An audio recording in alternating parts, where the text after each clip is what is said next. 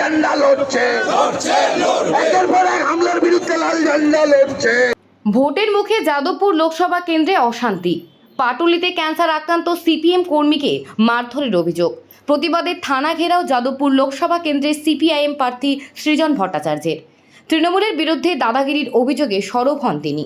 আপনারা যদি অনন্তকাল দেখবেন বলে ঠিক করেন, এই জায়গাটার নাম যাদবপুর, এখানকার মানুষ কিন্তু অনন্তকাল দেখবে না।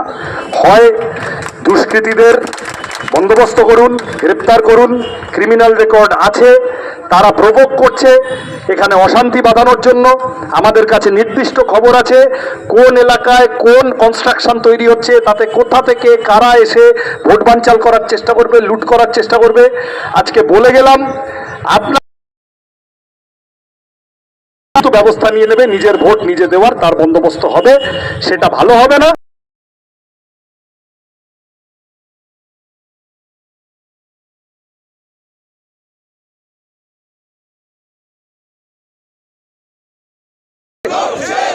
এই ইনকিলাব জিন্দাবাদ, এই সুজয় মিত্রকে গ্রেপ্তার করার দাবিতে এই মিছিল চলছে, অবিলম্বে গ্রেপ্তারের দাবিতে এই প্রতিবাদ চলছে। এই কমরেড রানা চৌধুরীর উপর আক্রমণকার স্বার্থে তৃণমূল জবাব দাও, এই জবাব নিতে এই মিছিল চলছে। এই প্রতিবাদে প্রতিশোধে প্রতিরোধে কমরেড, এই প্রতিবাদে প্রতিশোধে প্রতিরোধে কমরেড, এই সুজয় মিত্র।